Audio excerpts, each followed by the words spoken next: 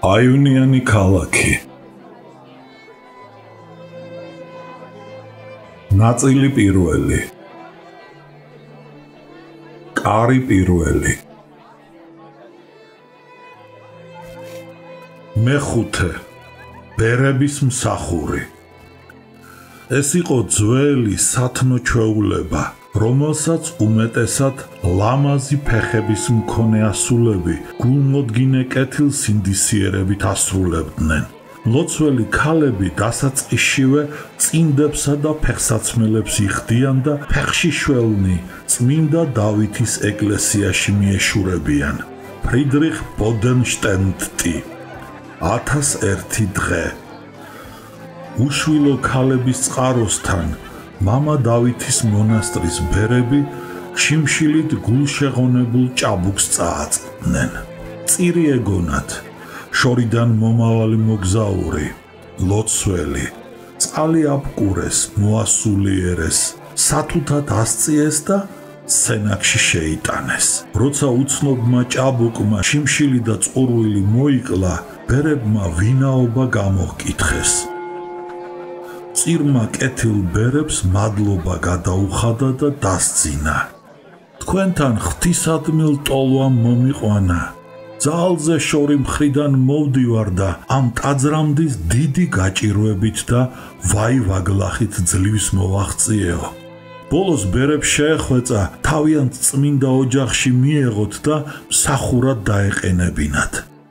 ბერები დათანხმდნენ, რადგან შეებრალათ და თანაც ძალზე მოეწონათ ჭაბუკის გამხდარი და ფერმიხდილი, მაგრამ ლამაზი და სანდომიანი სახე. მას მოხდენილი ტანი ჰქონდა, საუცხოო წვერულვაში და გრძელი, დიდი ხნის მოუკვეცელი თმები. წირი სახითა და გარეგნობით გერმანელების ქრისტეს გავდა, მჭმუნვარეს, მაგრამ ძალღონით ახსავსეს. ახალგაზრდა მწირი დაუზარებლად ემსახურებოდა მონასტრის ბერებს.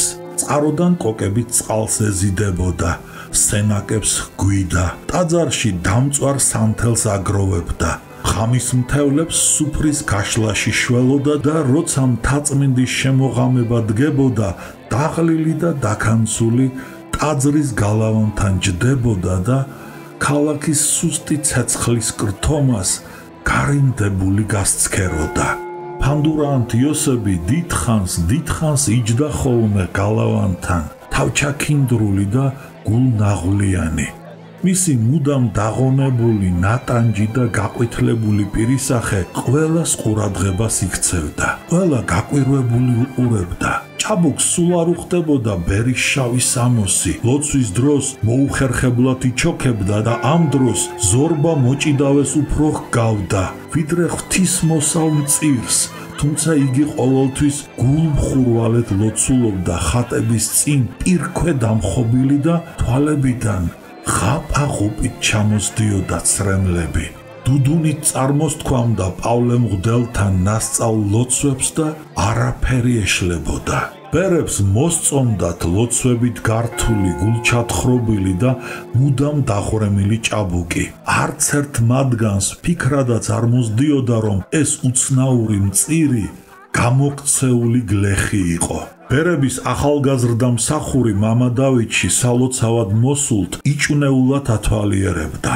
წარბებს ქვემოდან ფრთხილი მზერით უყურებდა. 4-ვე კუთხივ თვალი ეჭირა და გარე დაიარებოდა.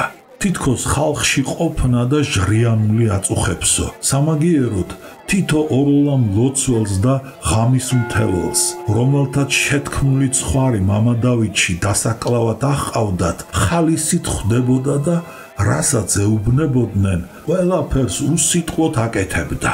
ეს დამფრთხალი და რაღაცით შეშინებული ჭაბუკი ადამიანებს შორი ახლო უტრიალებდა, მათთან კი იშვიათად მიდიოდა.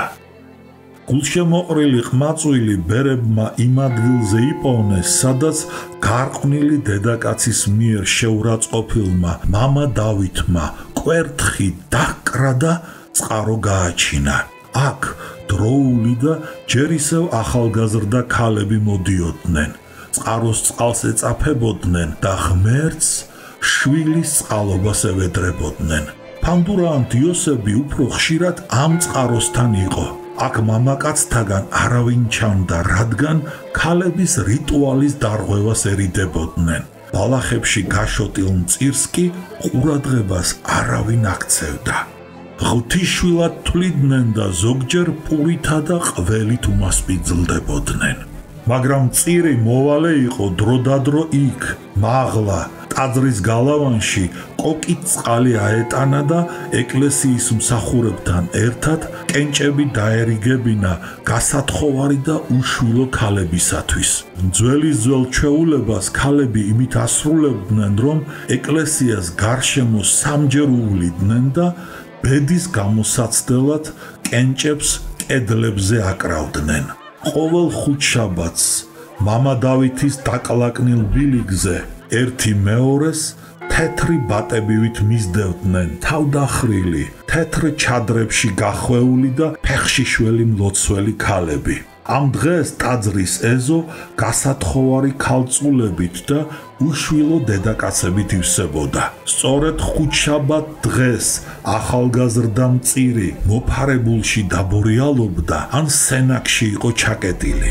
ბერებს ასე ეგონათ, ის პირმშვენიერი, ღონიერი და წარმოსადეგი ჭაბუკი ქალებს იმიტომ ემალება, რომ ცდუნებას არ აჰყვეს და დედაკაცის გამო სული არ წაიწყმიდოსო.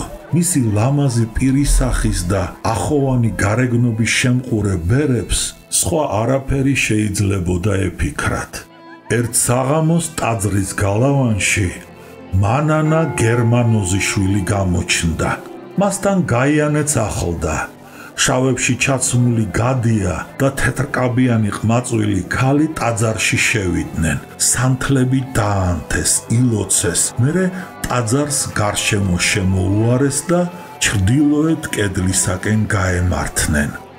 გერმანოზაშვილის ასულმა მორცხვად მიაკრა თეთრი კენჭი კედელს და მეტად გაუხარდა, რომ კენჭი კედელზე მაგრად დამაგრდა და დაბლა არ ჩამოვარდა.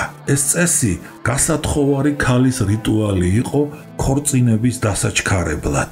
თავადის ასული ამ წესს ისევე ასრულებდა, როგორც გლეხების, ვაჭრების და ხელოსნების ქალები ასრულებდნენ. გახარებულ მანანას ბაგეზე ბედნიერების ღიმილი უკრთოდა და სათნო სახეც ოდნავ შეფაკლოდა. აღტაცებული გაიანე მას შეფრფინვით შესცქეროდა და ტუჩების ცმაცუნით ლოცვებს ბუტბუტებდა. სწორედ ამ დროს ჩვეულებრივზე უფრო დაღონებული ბერების მსახური ქვის პატარა კიბეზე ამოდიოდა. წყლით სავსე კოკა მხარზე ჰქონდა შედგმული. როცა მან გალავნის ფოლორცზე ფეხი შედგა, უცებ მანანას გამდელს მოჰკრა თვალი და მაშინვე იცნო. ქალბატონი და გამდელი ზურგით იდგნენ. იოსებს ფერი ეცვალა და შეტორტმანდა. ზურგით გალავნის კედელს მიეყრდნო, რათა უეცრად მუხლმოკვეთილი არ წაქცეულიყო. როდესაც მანანამ თავი მისკენ წყნარად მოაბრუნა, იგი ტყვიან ნაკრავივით მოსწყდა ფოლორცს და კიბეზე ისე დაეშვა, როგორც იმ საბედისწერო ღამეს ბატონის სასახლის ბნელ კიბეებზე. როცა გონება დაკარგული იოსები დაბლა ჩარბოდა, მან კინაღამ გადაჰყარა კიბის ვიწრო საფეხურზე მდგარი მლოცველი ქალები. ისინი დროზე გადგნენ განზე და შიშით პირჯვარი გადაიწერეს, თითქოს ავის სული მოელანდათო. იარალ გერმანოზიშვილის მკვლელი ქვევით თავქუდ მოგლეჯილი გარბოდა და ისეთი სახე ჰქონდა, რომ ბილიკებზე გამწკრივებული თეთრჩადრიანი ქალები გაკვირვებით და შიშით გზას უთმობდნენ. ბერებმა დამტრეული კოკაღა იპოვნეს. მსახური კი ცამჩაყლაბა. უბრალოდ კოკის გატეხვამ ისეთნაირად იმოქმედა იმ ღვთისნიერ ყრმაზე, რომ იძულებული გახდა ჩვენგან გაქცეულიყო. გაკვირვებით და სინანულით თქვა მონასტრის წინამძღვარმა, განა თიხის დამტვრევისათვის მას ვინმე გაუწყრებოდა. ბერებმა გვიან გაიგეს, რომ მათი ყოფილი მსახური თაწმინდის შუკა ბანდებში მოწყალებას თხოვლობდა და სახლის იაკ თაღებთან ხელგაშვერილი იდგა.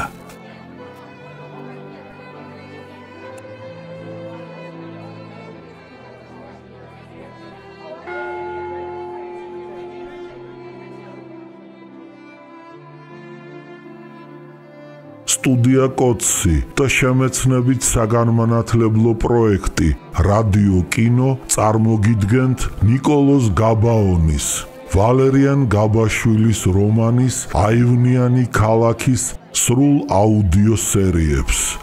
პროექტის ავტორი და ხელმძღვანელი კობა ცხაკაია.